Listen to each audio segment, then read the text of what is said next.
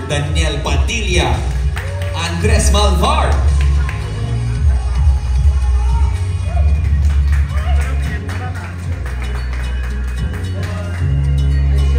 nice outfit, brother. And Mr. Richard Gutierrez, Jose Bonifacio.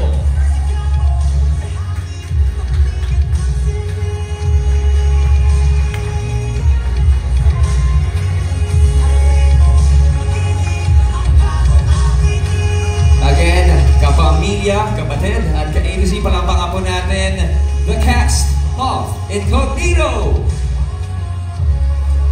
Alright, please take your seats, boss. Unfortunately, Mr. Ian Veneracion will not be with us tonight. He is currently out of the country. May ibang mission po si contractor, but all contracts are here. Okay, before we continue, maybe a quick hi, hello, mula sa ating cast crew and of course our creatives right here. Let's start with you, Miss Des. Everyone, please all rise and kneel before Miss Des. Hello everybody, welcome to our finale press con. Thank you for coming. Alright, maraming salamat, Miss Des. Okay, how about you, Sir Henry King? Hello, magandang gabi po sa inyong lahat at sa lahat na nanonood online. Ayan, Direk. Hello, good evening everyone, and thank you for coming over and joining our finale press con. Thanks, Direk. Sir Baron. Hello, good evening everyone. Grateful to be here with all of you. Let's enjoy this press con. We shall enjoy this press conference. Kyla. Yes, good evening everybody. Of course, our friends from the press and sa lahat na nanonood online. Thank you for taking the time out to be here with us. Napaka-exciting ng finale ng Incognito. So sana po excited na natin. Super excited. Anthony. Yes, hello po. Good evening po sa lahat na nandito. Sa lahat na mga nanonood sa atin online. Magandang gabi po. And yun, excited na nga kami sa finale, sa trailer. Well, how do you spell that? Basta mamaya. Okay, sige. Maris. Hello everyone. Good evening. Thank you so much for coming. Hello sa mga members ng press. Tonight's gonna be good. Maraming revelations. Let's all have a good time. Thank you for coming. We shall. Now, kapamilya, if you can just see what we are seeing right now, parang may firing squad, may battalion of press, camera right here. So exciting talaga. Daniel. Ayun, magandang gabi po sa inyong lahat at syempre maraming salamat sa oras sa pagpunta ngayong gabi. Let's rock and roll. Let's rock and roll. Miss ko yun. Richard. Good evening everyone. Maraming salamat sa pagsuporta nyo sa amin mula simula ng Incognito hanggang mid-season and ngayon of course finale ng Incognito. So thank you for joining us tonight. To all our friends from the media, thank you. And thank you so much for again saying yes to our invitation sa lahat ng mga friends po natin from the media, and I'm sure you guys are so excited na malaman yung mga kasagutan sa mga burning questions nyo. But before we do just that, mga kapamilya, para samahan natin sila sa kanilang huling misyon, we are just so excited to present to all of you what's to come as we are nearing our finale. At pasalamat para sa inyong suporta for the first time para po sa inyo to lahat, mga pamilya. To all of the members of the press, please look at the screen. Sa ating mga cast, sa ating bosses, look at the screen. And kapamilya, enjoy this.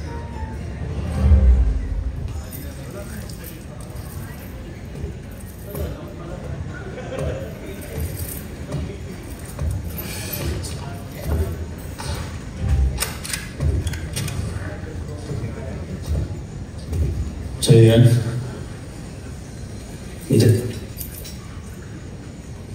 Malamang sa sundalo na lumaban pero di na nakauwi.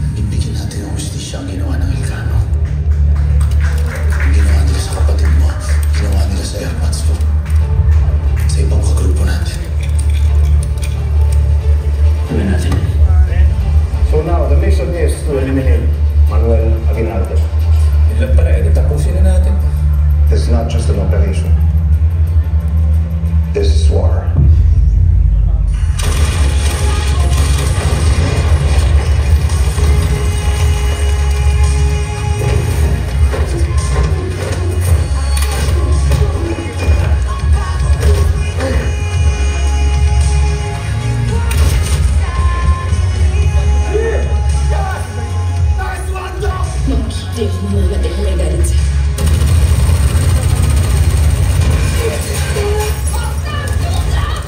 Tuwing hindi nga ako lalaban para sa akin.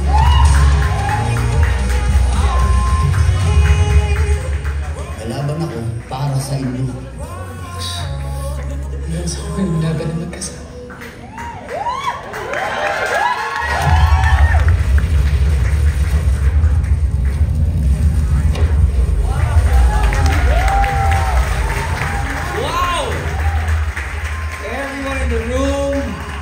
Standing ovation from a table right there. Pumapalakpak para sa trailer na yun, sa teaser na yun. Grabe! Grabe talaga. And actually, for all the people watching online and sa lahat ng mga friends po natin from the media, this is the first time na napanood po ng cast itong final trailer na po na ito. Grabe, no? Figuratively, literally, pasabog kung pasabog. As if you asked, as if they said, you want action? We'll give you action. Sobrang talagang, mind-blowing. What can you say about that trailer? Let's ask Richard first. Your thoughts? Ngayon ko lang din napanood yung trailer. Congrats to the team. Congrats everyone. The hard work paid off. Ang ganda. Ang ganda ng trailer. Wala akong masabi. I'm proud of our team. And maraming salamat of course sa lahat ng mga taga-Marawi na nag-welcome sa akin. Napakaganda talaga. How about you, Leech?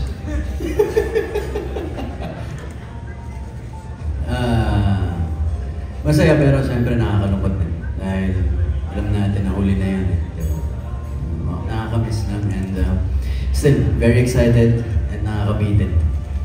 For now, kasi iba yung tingin ni Miss Des. Sabi ni Miss Des, anong for now? Okay, Miss Des, baka mamaya may magtanong ng upcoming brand new season, no? Pero with all regards to the questions, simulan na natin ang ating Q&A. Are you guys ready? Okay, let's start with, again, Richard. Richard, out of all the missions, ang dami nangyari. Ano ba yung pinaka-paborito mong mission? Ako, hindi ko masabi kung ano yung pinaka-paborito kong mission kasi every mission talagang pinaghirapan namin, naging exciting na experience for everyone. And every mission habang tumatagal mas nagiging close yung buong grupo. Not only the actors but also the production. And mas nagagamay namin isa't isa. And ito sa finale, I think dito talaga nagbunga lahat ng kumbaga lahat ng buwelo ng grupo namin. Dito namin na ibuhos, dito namin na ibigay. So, you know, bittersweet yung finale namin. You know, I think it's mag-enjoy yung mga audience natin sa finale, but also nakakalungkot dahil ito na yung huli for season 1. Actually, it's so great that you've mentioned na grabe yung samahan na nabuo, not just on screen, no? Pero lahat ng mga cast, even the crew, the creatives, isang hindi lang pamilya, brotherhood ang nangyari dito sa Incognito. I was talking to Baron kanina, I had that opportunity, at may rule kayo dito sa cast, di ba? Bawal ang Baron, can you say that? Bawal ang slow, bawal ang tanga. It's okay, we're online, okay. Can you expound on that? Bawal ang yung sinabi mo? Kasi, syempre, it was my first time to work with, you know, amazing professional stars.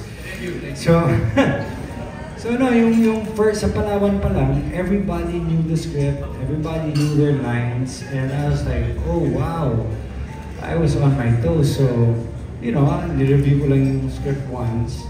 Nung nakita ko, alam nila yung mangyayari, and they give suggestions also na mas mapaganda yung show and yung story. Sabi ko, bumalik ako sa kwarto, binasa ko mga 4 times para makasabay. But yeah, so, ang laki ng growth ko as an actor working with these talented people and yung crew and yung staff, everyone. So great to hear. Thank you. Okay. Daniel, we got questions coming from our press. Ito galing kay G of Malaya Business Insight. The question is, this has shown a sympathetic kuya and very principled Daniel to the audience. What have you learned from playing your role and what are your feelings on saying goodbye to your character?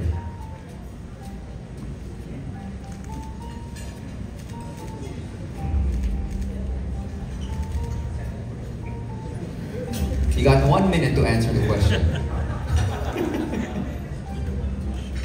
Well, una siyempre mahirap pang bitawan yung karakter dahil masayang gawin nito eh. Masayang gawin masyado. Kasama itong mga to. Kasama sila direct, itong buong cast, yung production, yung staff namin, masyadong masayang gawin. Dahil hindi siya naging madali. Kaya mas masarap yung tagumpay sa dulo eh. Yun. Next question, Rob. Natutunan. Bilang utol, Diyos ko.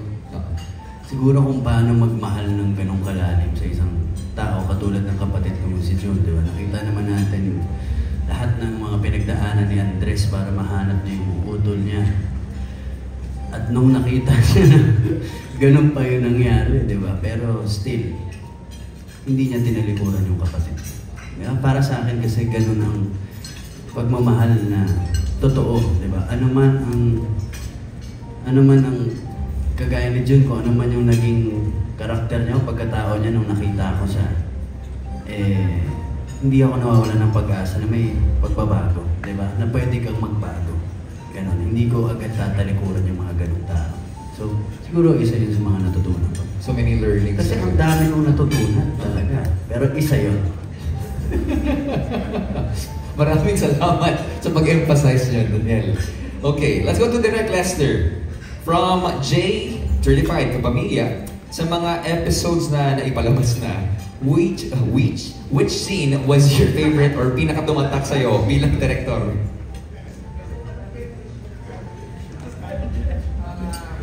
There are several scenes talaga na tumatak sa akin, pero on hand, ang naisip ko agad yung when they are on a mission to get Timor, and then nung i-deliver na sana nila si Timor, na-assassinate si Timor ng hawak nila. So that shows they're not perfect, they're not superhumans. Mga tao sila na natatalo. That's their first defeat. And then another scene that tumatak sa akin na paborito ko siyang i-shoot, paborito ko siyang gawin, yung may mission sila na natumbok nila yung pera ni Sameo Patel. Nung they encounter this huge amount of cash, doon nakita yung humanity nila na hindi sila perfect. Talagang nayanig yung buong core nila kung they would do the right thing or they would do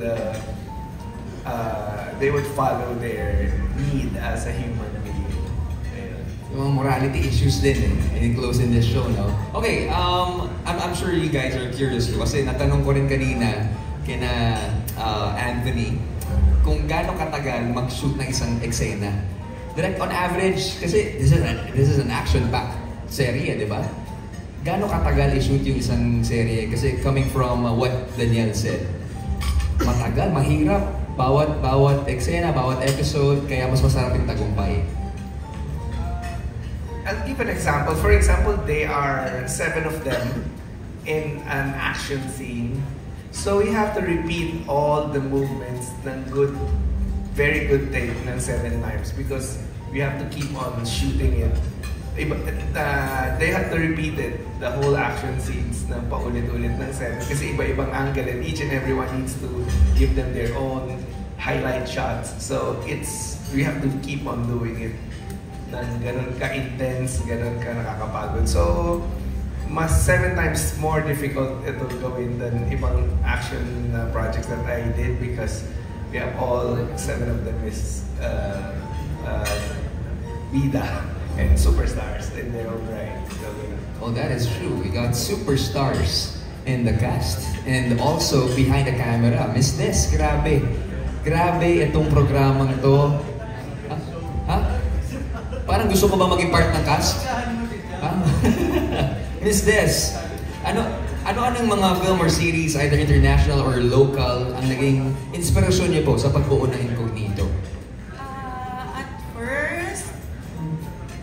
Money Heist, yes. Tapos Band of Brothers.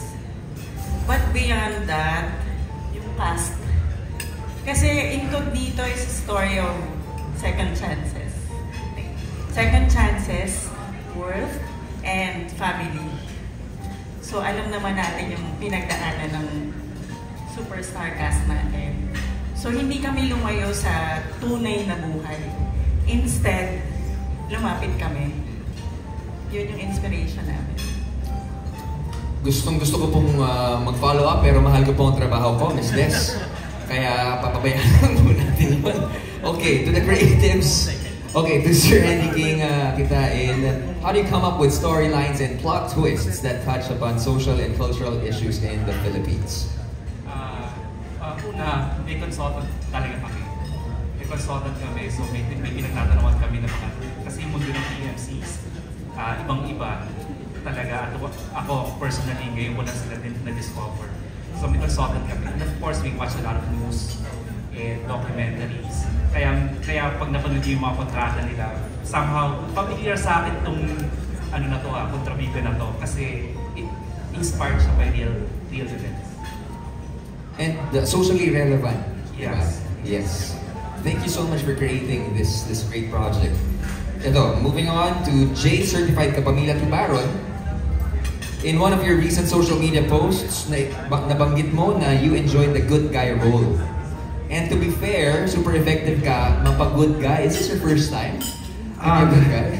I would say... In a role, in a role. Yeah, in a teleserye, yes. My first time. And it's quite challenging also, no? Kasi parang na-master. Sabi nga ni Lester sa akin, na-master ko na yung maniacal, crazy character.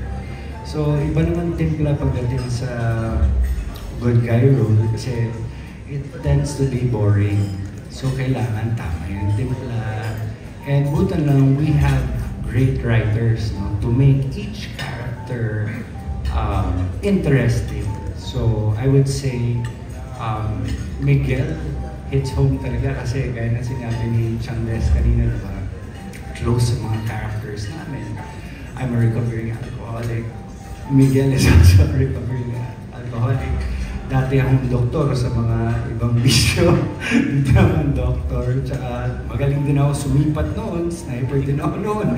Pero ngayon yung mga tinitira ko na yung mga bad guys. So, I'm just grateful na nabigyan po ako ng ABS-CBN Star Creatives Studio 360 ng ganitong klaseng role, and I will cherish this for the rest of my life. Sana nga, season 2. Love you guys.